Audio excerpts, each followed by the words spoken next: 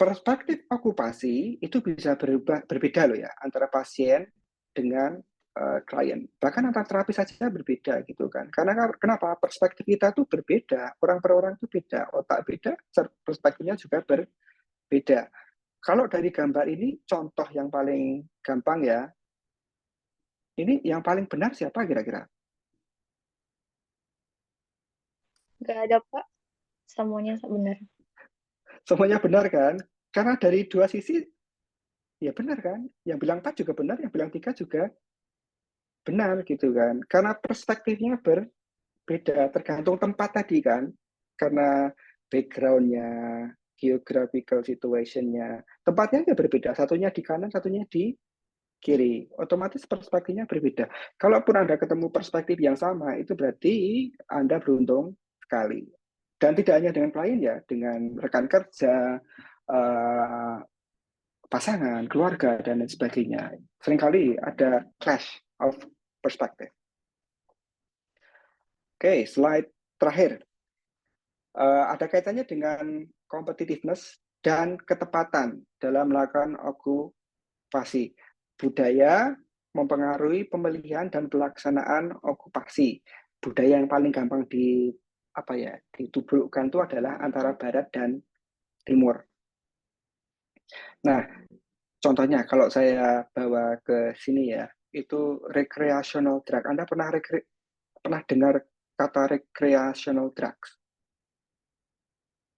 Yang sudah pernah silakan komen, yang belum silakan komen. Silakan di-share pengalaman Anda. Belum? Uh, pernah? Tidak. Oke. Yang pernah tadi Ibu Johnson apa itu? Recreational drugs. Coba ditaruh di comment box. Ini menarik. Nanti akan jadi contoh untuk perspektif okupasi Barat versus Timur. Mana Bu Johnson? Oh, masih belum jawab. Oke, recreational drug itu adalah apa? Yang paling gampang ganja, gitu kan? Kalau di Colorado ganja legal, Tetapi aturan di sana itu sangat kuat sekali. Orang tidak boleh konsumsi ganja di tempat terbuka. Itu. Jadi kalau sampai tercium ganja di tempat terbuka, polisi itu akan nyari itu sumbernya dari mana. Kalau dilakukan di tempat umum, dia ditangkap, gitu kan. Sedangkan di Indonesia, mau sembunyi maupun terang-terangan, sama-sama ditangkap. Kenapa berbeda perlakuan? Nah, recreational drug. Jadi orang di Colorado percaya kalau ganja bisa membawa kepada well-being kalau dikontrol dosisnya. Sementara di Indonesia itu sangat-sangat dilarang secara hukum, secara tradisi juga sangat dilarang ya, karena itu termasuk kalau orang Jawa bilangnya madat ya, itu ngobat membuat Anda mabuk dan lain sebagainya, itu sangat dilarang. Sementara di Colorado itu dianggap sebagai upaya untuk mencari well-being. Nah, perspektifnya berbeda, budayanya berbeda, tempatnya berbeda. Jadi cara menghadapinya juga berbeda. Itu satu contoh saja, recreational drug. Drug itu ya obat-obatan. Yang paling gampang adalah ganja. Nah, tetapi kalau bedanya kalau di Colorado itu regulasinya sangat sangat ketat gitu kan. Kalau sampai itu tadi tempat umum ada bau-bau itu polisi langsung cari gitu kan. Dan kita juga wajib lapor gitu kan. Oh, saya tadi di taman mencium bau-bau orang smoking weed gitu kan. Langsung polisi datang gitu kan. Sementara kalau di sini kan uh, belum sebegitu gercep mungkin ya ketika ada komplain-komplain seperti itu tuh. Oke, itu slide yang terakhir hari ini. Kita masih ada sisa waktu sekitar 23 atau 20 menit untuk pertanyaan. Jika ada pertanyaan silahkan. Saya siap menggeser ke slide manapun ketika Anda bertanya. Kuliner, makan untuk kepuasan. Pripun Pak Altin, kuliner bagaimana? Dilihat dari aspek yang mana? Silakan kalau ada pertanyaan.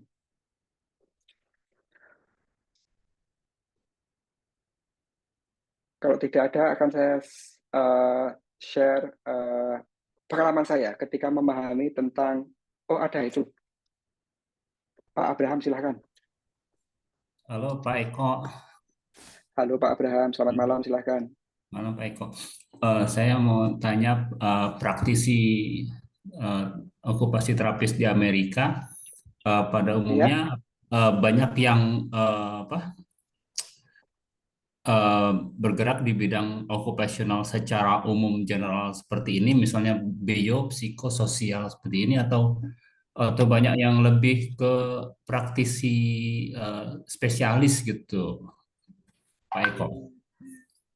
lebih ke spesialis. Nanti setelah Pak Abraham kita ke Pak Kayus ya. Oke, Pak Abraham. Lebih ke spesialis sepertinya ya. Ada yang sudah saya sebutkan kemarin, spesialis sleep hygiene.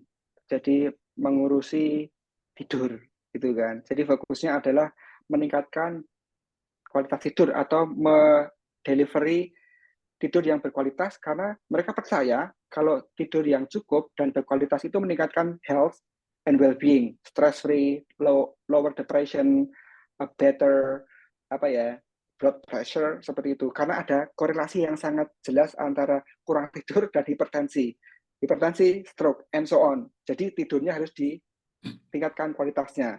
Ada spesialisasi ke situ, pediatri. Pediatri ada yang school based, ada yang sensory base, kemudian ada yang behavior dan lain sebagainya. OT yang sport itu juga ada. Sport pun dibagi, ada yang sport di stadium, terus ada yang outdoor activities seperti kemah camping untuk anak-anak dengan ADHD, terus orang-orang dewasa dengan mental challenges such as ADHD, autism yang sudah pubertas ke sana, sosialisasi seperti itu. Itu ada camp, program-program camp yang disusun oleh okupasi terapis. Nah, spesialisasi mereka di situ sudah banyak sekali gitu kan. Tapi again itu karena Amerika kan menjunjung tinggi kebebasan berpikir gitu kan. Ide-ide itu disupport gitu kan. Dan pendanaan dari pemerintah juga ada gitu kan. Sementara di sini budayanya sangat berbeda. Challenge-nya tentu akan berbeda, Pak Abraham. Gitu. Ada pertanyaan lanjut dari Pak Abraham? Ya, jadi untuk menunjang spesialisasi tersebut berarti ada kurs tertentu atau pelatihan lagi ya Pak Eko ya? Ada contohnya saya yang paling gampang saya gitu kan. Saya fokus riset saya mining. Kemudian saya ingin optimalisasi occupational engagement and participation gitu kan. Kemudian saya mengambil sertifikasi sensory processing and integration gitu kan. Ada 3 level, saya sudah level 1, saya mau lanjut ke level 2 dan 3 setelah ini gitu kan. Karena saya melihat ketika individu dari anak-anak sampai lansia itu sensory processing-nya bagus, mereka bisa engage, kemudian participate dengan baik. Nah, ini cara saya gitu kan. Nah, nanti Pak Abraham kalau punya sesuatu yang ada di pikiran kayak saya nyebutnya mazhab saya itu apa gitu kan. Saya akan ikut ke situ. Mazhab saya adalah rehab.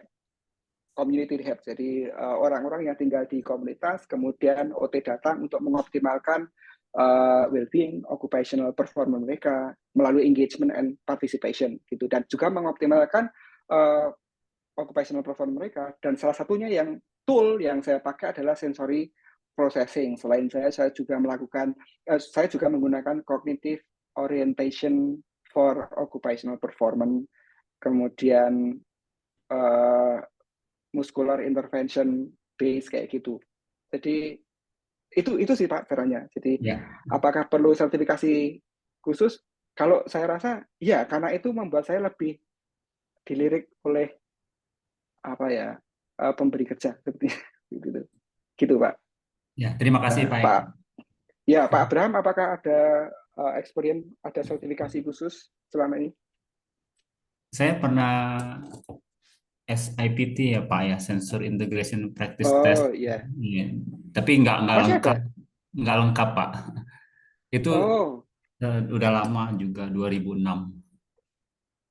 saya dengar itu sudah discontinued, sudah tidak Ya, dilanjutkan lagi ya karena sekarang berubah jadi eh, ASI ya, Iris Sensor Integrasi. Iris ya diambil alih oleh orang baru dan dinamakan ASI, Iris Sensory Integration. Kalau saya mazhabnya SPI, Sensory Processing and Integration.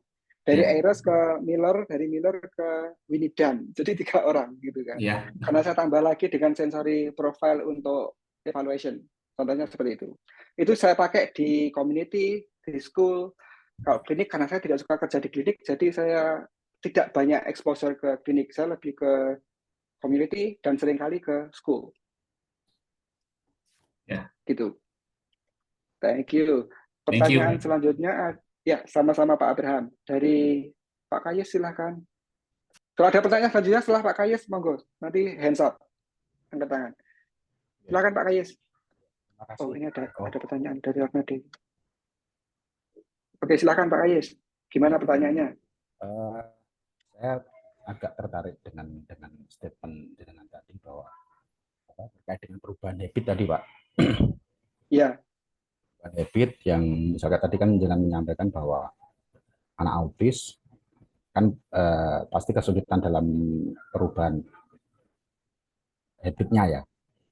ya. Nah, misalkan si anak ini sudah punya habit, misalkan taruhlah dia makan pakai tangan. Nah, apakah kita tetap menghargai habit dia makan pakai tangan itu, atau mencoba mengenalkan sesuatu yang baru? Oke. Karena kan Ini diskusi yang menarik. apa namanya, ya kalau kita bicara apa namanya terkait dengan orang dewasa, misalkan kalau kondisi stroke pasti mereka sudah punya habit sendiri sehingga kita yang harus menyesuaikan dengan mereka. Tapi ketika berhadapan dengan anak-anak ini kan mungkin banyak habit, misalkan taruhlah gerak stereotip mungkin dia sedang mencari stimulasi terhadap dirinya. Apakah kita memang benar-benar harus menghilangkan itu, atau kita adaptasi, atau kita maklumi, misalkan? Oke. Ya, intinya seperti itu. Itu aja. Oke, Ya, pertanyaan itu. terima kasih. Ini menarik, ini diskusi menarik. Saya pernah di situasi kayak gini juga. Jadi sedikit cerita ya. Saya ada pasien anak dengan ADD, Attention Deficit Disorder gitu kan. Terus dia ternyata itu grip patternnya itu, dia megang pensilnya itu gini, bukan gini, tapi gini. Ditaruh di bawah sini. Ini kelihatan nggak? Nah, ditaruh sini, dan dia nulisnya gini. Padahal saya tahu yang sehat itu seperti ini, yang ergonomik sehat seperti ini. Ya, Iya kan? Nah, ya. si anak itu seperti ini. Tapi dia bisa nulis. Nah, itu. Dia Maksudnya bisa itu. nulis. Terus jadi masalah ketika guru di kelas itu datang ke kami bilang, anak ini bisa nulis. Anak ini well function. Cuma dia lama banget gitu kan. Yang lain itu 25 menit selesai. Dia 35 menit gitu kan. Ini membuat saya kesusahan gitu kan. Nah, saya ditugaskan oleh tim saya datang, saya mencoba melatih yang baru gitu kan. Ternyata 4 kali aja si anak udah bisa. And you know what? Si anak bilang gini, no, I don't like it. Saya tidak suka. Saya biasa seperti ini. Dan inilah saya. Itu anak Australia soalnya. Ya. Inilah saya. Ini adalah, this is me. This is the way I'm doing it. Ini adalah cara saya melakukannya. Terus saya bilang gini, tapi itu membuatmu lebih capek, gampang capek, kemudian lama. Temenmu 20 menit selesai, kamu butuh 30 menit gitu kan. Apakah kamu akan tetap bertahan 30 menit dan dengan resiko lebih mudah capek gitu? Dan si anak, untuk saat ini aku pilih seperti ini. Saya datang ke supervisor dan saya bingung, ini bagaimana? Ada reasoning seperti ini dari anak, karena dia udah SD akhir gitu loh. Jadi ada dialog gitu kan. Terus supervisor saya bilang gini, tetap dilatih kok karena ergonominya seperti ini gitu kan, sehatnya seperti ini, anatomically functioningnya seperti ini, ya kita harus stick ke situ. Ini adalah prototipe yang bagus. Dan saya balik lagi ke pasien, oke, jadi kita harus seperti ini sih supaya ini kamu lebih cepat, kamu tidak gampang capek dan sebagainya. tahu nggak, si anak balik ke rumah ngomong ke orang tuanya, saya dipaksa dari ini ke sini. Ah, ah, I was forced for being not me. ya. Saya dipaksa untuk menjadi Mm-mm. seseorang yang Saya. bukan saya. Mm. Kena saya, supervisor saya itu akhirnya diskusi dengan orang tua, dan orang tua bilang gini, ya sudahlah, yang penting anak saya senang. Saya berharap ibu guru mau menerima kalau anak saya agak lama, karena setiap anak berbeda. Karena gurunya nerima, akhirnya diskusi dari 4 pihak ini setuju. Ya udahlah, anak balik ke sini, pakai yang grade lama. Nah, ini kontekstual. Nah, Ya. kalau di tempat Anda, siapa yang, kalau orang tua setuju, ya Mas, ya Pak, dilatih yang benar. Anda 1, orang tua 2, sudah 2 pihak. Ya. Guru di sekolah, oh iya Pak, dilatih aja Pak, biar bagus. 3 lawan 1 itu si anak. Nah, 3 lawan 1 kan menang 3 tuh. Ya. Tapi Ya kan berarti harus pelaksananya dipaksa. anak. Ya, tapi 3 lawan 1. Saat anak belum lepas 18, dia masih di bawah kuasa orang tuanya. Ya jadi ikut orang tuanya. Ya, artinya Gitu. secara konteks berarti ya memang ada hal yang memang harus kita ajarkan atau mungkin kita benahi. Ada juga Ya, yang mungkin betul. oh ya wes itu gayamu lah. itu Ya, gayamu tapi dengan banget gitu. strong reasoning. Dengan Ya. strong reasoning. Alasan yang sangat jelas. Misalkan ketika si anak dan orang tua setuju bahwa saya dipaksa untuk tidak menjadi diri saya. Itu kena banget sebagai OT gitu kan. OT itu Ya. kan memampukan orang menjadi dirinya sendiri gitu kan. Nah, itu contoh manifestasi ketika saya bertabrakan 2 idealisme, ergonomi pengetahuan saya seperti itu, tetapi dari si klien kok ternyata berbeda gitu kan. Jadi ya sudahlah, saya ngalah gitu kan. Gurunya ngalah, orang tuanya oke, anaknya kekeh, ya sudah, 3 lawan 1, saya kalah. Saya ikut. Saya anggap itu apa, sudah selesai terapinya. That's it. Se-clear itu. Tapi kalau di konteks Anda mungkin orang tua setuju Anda, guru setuju Anda, anak cuman dia sendiri. Ya berarti harus dilawan kan? Iya. Harus dirubah kan? Kalau di konteks saya mungkin lebih kompleks sih, Pak. Nah, itu kan. Dulu Iya. ada kasus terapis, ini beneran kasus dari dunia di Indonesia. Terapis itu punya pasien intellectual disability. Pasiennya transgen. Pasiennya laki-laki, ekspresi gendernya perempuan. Jadi dia puber lebih duluan. Dia datang ke klinik bawa itu alat makeup. Karena dia pengen makeup, karena dia pengen cantik. Dia tidak pengen ganteng, dia pengen cantik. Terapisnya kekeh, enggak Pak, ini enggak benar, saya harus betulkan. Dia laki-laki, dia harus sadar role-nya sebagai laki-laki. Dan gender role-nya laki-laki adalah ini. Nah, saya balik lagi ke dia. Ya coba aja, silahkan gitu. Sampai berapa lama dia akan bertahan. Soalnya ini lebih kompleks, ini lebih dalam maknawi gitu kan. Ini nggak bisa gitu kan. Sementara terapis, kalau saya memampukan dia make up, apa kata orang nanti gitu? Masa ngajari nggak bener gitu kan? Dia malah value occupation itu sebagai nggak bener gitu kan. Masa saya ngajari make up anak laki-laki gitu kan? Saya nggak bisa Pak. Reputasi klinik saya bagaimana gitu kan? Nah, ini konflik. Ini konflik, benar-benar konflik. Saran saya waktu itu adalah balik lagi jalan ke orang tua. Orang tua kan yang pegang kuasa ke anak toh. Ya. Orang tua maunya apa? Gitu kan. Kalau orang tua pro anak, ya anak kalah gitu kan. Kesampingkan dengan apa ya, idealisme Anda. Tetapi kalau orang tua pro Anda, ya berarti Anda bisa memasukkan agenda Anda. Sering kok kayak gini.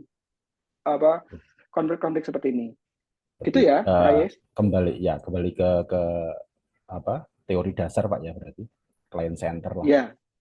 Ya client center itu satu hal lagi. Client center itu basic banget. Kita sekarang ke engagement, participation, function dan lain sebagainya.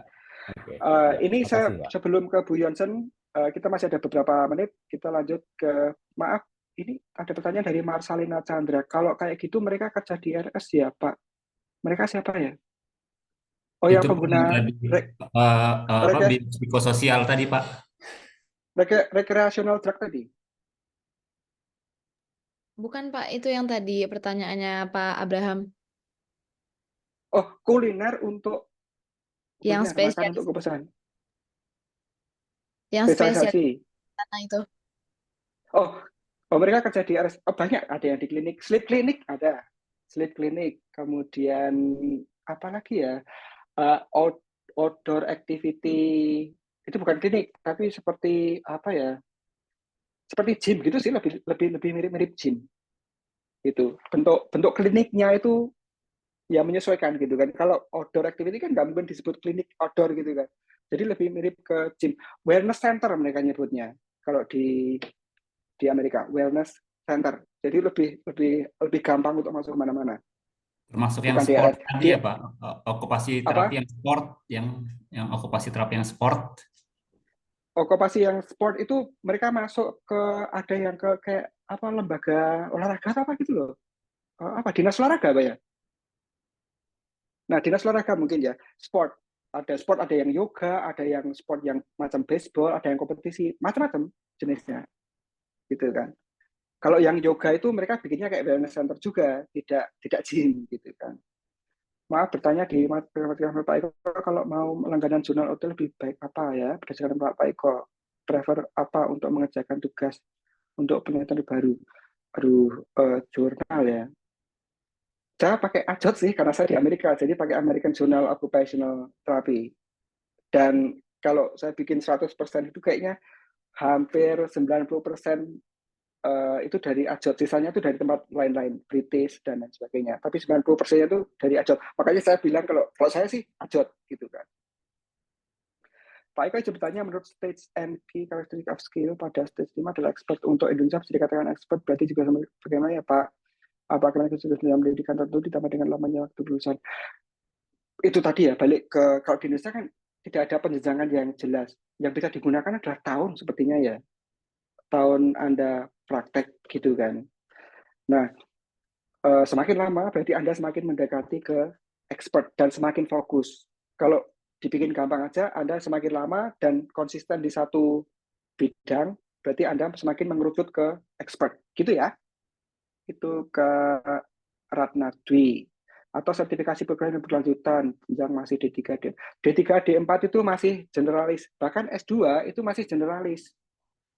Kalau S2-nya Australia itu generalis, karena untuk masuk jadi OT itu harus dari S2. Jadi generalis. Dari generalis nanti milih apakah mau community, mental, forensik, dan lain sebagainya. Izin bertanya Pak, untuk 5-10 tahun ke depan bagaimana tren okupasi terapi untuk anak? Kemarin kita bilang ada paling dekat paling neurodivergent ya, itu yang mungkin akan mulai ngetren karena itu hype-nya lumayan tinggi. Neurodivergent yang paling dekat. Gitu ya Pak Atin. Oke, Bu Yansen silakan. Kita masih ada 5 menitan sebelum dipotong oleh Zoom. Oh iya, nggih. Terima kasih Pak atas waktunya. Saya mau menanggapi tentang Mas Kayis tadi. Bahkan kalau nggak cuma megang pensil, kalau yang pengalaman kasus saya bahkan ini Pak tentang self stimulasi pada anak berkebutuhan khusus itu. Jadi kalau udah muncul self stimulasi itu kita bikin concern, maksudnya kayak kita bikin kesepakatan ke orang tua apakah mau difasilitasi atau diinhibisi gitu loh Pak. Jadi kayak misalnya maaf ya kalau misalnya anak laki-laki itu onani gitu, itu kita bikin kesepakatan karena balik lagi bahwa ya occupation itu nggak cuman activity tapi kayak social culture sama norma agama kan kalau di Indonesia itu kental ya, maksudnya kalau tadi bedanya sama di Barat tadi saya nggak menangkap religion sebagai religi, maksudnya kayak agama ya Pak, bukan kepercayaan gitu ya, bukan value of religi itu sendiri gitu. Jadi itu yang dilakukan kami di kesepakatan terkait itu. Jadi memang tindakan-tindakannya akan mengarah ke situ. Kalau memang ada, saya pernah menangani pasien itu orang tuanya setuju untuk difasilitasi, jadi begitu muncul mau self stimulasi ya kita berikan ruangan gitu dan kita ajarkan activity untuk membersihkan setelah itu. Jadi Ya, jadi kayak apa namanya, kamu harus membersihkan, kamu harus apa namanya, cuci tangan dan lain sebagainya itu ada seperti itu. Tapi ada juga yang orang tua diinhibisi aja, dialihkan ke aktivitas yang lebih yang lain gitu. Ada juga yang seperti itu. Dan kebetulan kasus yang Pak Eko ceritakan yang kedua tadi, saya juga nemuin anak yang mengalami apa namanya, yaitu tadi sama, tapi ini perempuan yang mempunyai ekspresi male, ekspresinya laki-laki. Nah, ternyata setelah kita gali itu ada riwayat PTSD, post traumatic syndrome disorder. Jadi memang personal identity-nya itu hilang, nggak ada sama sekali. Terus ya kita sepakati dengan orang tua ini nggak bisa kayak frontal dan lain sebagainya. Kita pakai pendekatan waktu itu kita pakai moho sama psikodinamika ya Pak. Maksudnya kayak jadi dia akhirnya lama sekali prosesnya sekitar 1,5 tahun dari yang dia nggak tahu who am I, kayak personal identity-nya hilang dan lain sebagainya. Akhirnya endingnya dia bisa jadi ketemu occupational identity-nya itu sebagai desain grafis batik Pak. Jadi kayak sebagai mahasiswa diisi jurusan batik. Nah itu kayak progres yang luar biasa, apa namanya, perjalanan yang luar biasa. Tapi ya balik lagi bahwa edukasi orang tua nggak bisa serta merta kayak tadi dikat, kamu tuh perempuan yang kodratnya tuh seperti ini, nggak bisa karena mereka kehilangan personal identity-nya seperti itu. Ya gitu Pak, terima kasih. Wow, bagus sekali itu. Jadi ya itu sangat merangkum semuanya. Oke, satu time lapse 9 menit ataukah 1 detik ini ya? Mungkin ada 9 menit kayaknya ya. Masih ada 9 menit. Masih Mungkin ada pertanyaan yang masih ya? 9 menit ya? 9 menit atau 9 detik ini ya? 9 menit Pak, 9 menit 37 detik. Oh ya, saya bisa menambahkan sebelum ada pertanyaan baru ya. Jadi yang dilakukan Bu Yonsen itu one good example ya, bagaimana ketika kita, ya itu perwujudan client center ya gampangnya. Client center di luar klien ada orang tua gitu kan. Dan itu saya kaget ketika kalau pengen difasilitasi diajari gitu kan. Ini tuh sesuatu yang harus kamu lakukan di tempat tertutup. Yang ONANI tadi, ini tuh sesuatu yang harus kamu lakukan di tempat tertutup, nggak bisa di tempat juga. Saya rasa di barat juga nggak mungkin ini bisa kamu lakukan di barat kalau kamu pengen gitu. No, itu common sense aja gitu kan. Nggak jauh-jauh sampai ke, nggak perlu jauh-jauh sampai ke religion, itu common sense. Itu nggak boleh kamu lakukan di tempat umum gitu kan. You need a secretive place, tempat yang tersembunyi. Kamar mandi, ajari membersihkan. And that's good gitu kan. Karena itu ya itu ADL kan, nggak bisa dicegah juga kan.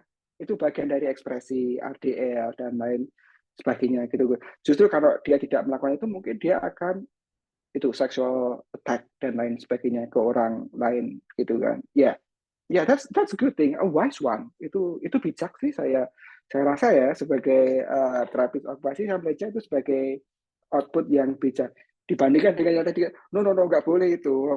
Apa kabar klinik saya nanti kalau saya melatih pasien saya make upan laki-laki loh Pak gitu kan. I mean, ya kamu tidak perlu publikasi sih, tapi itu kan perlu di apa ya diskusikan dengan orang tua seperti itu. Karena saya pakai alasan itu self identity, gender expression dan lain sebagainya itu kan. Nah itu kemarin ada pertanyaan yang terkait dengan LGBTQ. Nah ini contoh nyata ketika itu gender expression tapi saya bilang nggak boleh gitu kan.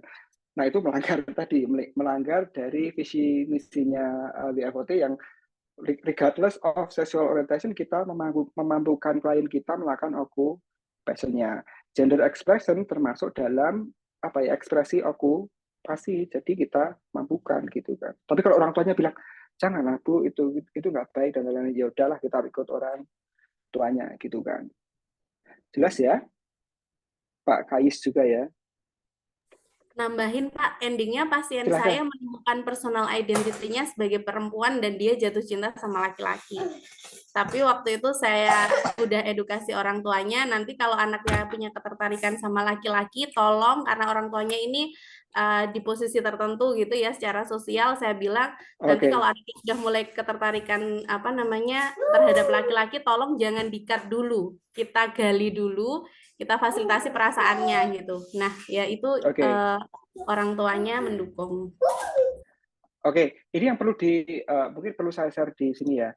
Jadi ada sexual fluidity gitu kan. Ada periode di mana ini kejadian di dunia nyata. Di umur 17, umur 5 atau 7 dia bilang, oh saya adalah perempuan, fisiknya laki-laki gitu kan. Saya pengen jadi perempuan gitu kan. Kemudian dia menjalani itu terapi hormon, jadilah perempuan gitu kan. Dengan muncul tanda-tanda seksual sekunder itu. Umur 21 dia pengen balik lagi. Dia jadi cisgender, dari trans dia pengen balik lagi ke cisgender, sudah kelanjur punya itu tanda-tanda seksual sekunder yang permanen, sudah punya payudara, alat kelaminnya yang laki-laki dipotong seperti itu, tapi dia pengen balik lagi ke laki-laki. Ini kejadian. Jadi ada kondisi mental di mana sexuality-nya itu, identity-nya itu fluid, berubah. Mungkin ya kalau nanti ada seperti itu Bu Yanto ditambahi, ada loh kemungkinan berubah lagi gitu kan, karena itu fluid banget, kita nggak pernah tahu nanti mulai 25 dia berubah lagi gitu kan masih ada mental, psikologis, spiritual, itu semuanya bisa berubah, tetapi fokusnya adalah di masa sekarang, apa yang bisa kita lakukan itu kan. Mungkin ini tipsnya untuk kita semua di sini adalah apa yang kita bisa lakukan di masa sekarang. Ingat ada doing, being, belonging, and becoming. Itu ada 4 kan. Cara melihat okupasi juga ada 4 kan. Doing, being, belonging, becoming. Doing yang sekarang, being siapa saya, belonging tempat komunitasnya, becoming ke depan bagaimana. Itu semuanya dinamis, bisa berubah. Gitu ya. Ada pertanyaan lagi, masih ada berapa ini? 4 menit dari Pak Artin. Metode teknik pendekatan apa yang akan berkembang? Karena kemarin telehealth dan daring. Apakah mungkin terapi seperti berbasis komunitas teknologi akan banyak digunakan OT? Sangat mungkin. Telehealth itu akan booming. Contohnya yang sudah banyak terjadi adalah orang yang di Alaska itu kekurangan OT gitu kan. OT-nya banyak dari OT dari Amerika yang bagian sini, Los Angeles dan lain sebagainya. Tetapi di sana ada OT assistant gitu ngebantu. Atau kalau nggak ada OT assistant, ada perawat itu dilatih dibantu di step by step oleh OT yang certified gitu. Nah itu combine telehealth dan teleterapi teleintervention seperti itu. Dan itu akan sangat mungkin terjadi Pak Artin. Otomatisasi kalau AI masih jauh. Kemarin ada kejadian yang mencengangkan, ada seseorang itu datang ke 15 dokter, semuanya salah mendiagnosis, dan AI sekali dimasukkan semua gejalanya mendeteksi dengan benar sesuai dengan beberapa temuan dari hasil lab di beberapa klinik. Jadi AI unggul dibanding 15 dokter gitu kan dalam mendiagnosis. Untuk OT saya rasa intervensi itu akan sangat sangat rumit untuk di AI-kan gitu kan, karena setiap orang berbeda gitu kebutuhan okupasinya seperti itu. Nah teknologi mungkin AI masih jauh Pak Arvin, tapi Jepang sudah membuat robot-robot pet atau peliharaan dari robot untuk mengganti pet beneran untuk para lansia dan anak-anak autism seperti itu. Jadi mereka pakai teknologinya dengan cara seperti itu, digabungkan dengan AI sekarang. OT assistant itu bagaimana Pak? Bagaimana? OT assistant itu yang D3 kalau di Indonesia, D3 bawah. Ada D1, D2, D3. Itu OT assistant. Dia melakukan terapi, tapi semuanya didikte oleh OT yang di atasnya, baik S1, S2, atau S3. Kalau assessment S1, S2, terus interpretasi hasil itu S3. Evaluasi dan lain sebagainya itu oleh S2, S3 seperti itu. S2-nya yang sudah certified gitu, diploma certified. Jadi udah S2 tambah lagi. Dia certified di bidang apa? SI, bubar dan lain sebagainya. Gitu, Pak. Oke. 2 menit terakhir, semoga tidak ada pertanyaan lagi. Ini udah sangat malam sekali. Satu lagi, Pak. Oke, silakan. Oke, ya silakan. Di General Hospital bagaimana Pak di sana okupasi terapinya, Pak? Di General Hospital itu sama sih seperti di Indo ya, ada yang pediatrik, ada yang neuro, dan ada yang muskuloskeletal seperti itu. Sama sih seperti di Indo. Tapi alat-alatnya lebih banyak sini ya, karena mungkin banyak developer dari sini kan. Alat-alat OT-nya kan banyak dari sini, jadi saya lihat lebih banyak di sini sih daripada di Indo. Tapi sama sih, model layanannya sama plug. Cuman komunikasi Assalamualaikum, Pak. mereka jauh lebih baik. Waalaikumsalam, Pak Mahmud, silakan. 1 menit. Bobat konsep di Amerika gimana, Pak? Saya jarang sekali dengar bubat di Amerika, Pak Mahmud, saat ini. Itu yang berkembang kayaknya di Asia sih, Asia Timur, Asia Tenggara itu berkembang. Filipina masih pakai, Singapura Inggris ya? masih, Inggris, Australia. Australia sama belum punya exposure, Filipina. mungkin ya akan perlu saya tengok-tengok lagi. Oke, Pak oke, Pak. Mahmud. Iya, maksudnya mau sharing aja tentang untuk kebanyakan di Indonesia kan para okupasi terapi itu banyak di kasus anak. Jadi untuk kasus dewasa ini kelihatannya masih belum banyak teman-teman yang melirik ke situ kan ya. Gimana Betul. kita, istilahnya juga kalau bisa juga menyeimbangkan gitu loh. Jadi itu lahan kita juga kebanyakan malah teman-teman visio yang menggarap gitu loh. Kebanyakan untuk ini. Jadi Bobat malah sebenarnya udah mulai ke activity, tapi ini teman-teman visio ini malah ngerjain gitu. Mereka kan sebenarnya malah harusnya lebih ya gitu kan, basic istilahnya untuk movement untuk ini, tapi untuk mereka udah mulai ke ranah activity juga, jadi wah ini ranah juga gitu kan. Jadi makanya kalau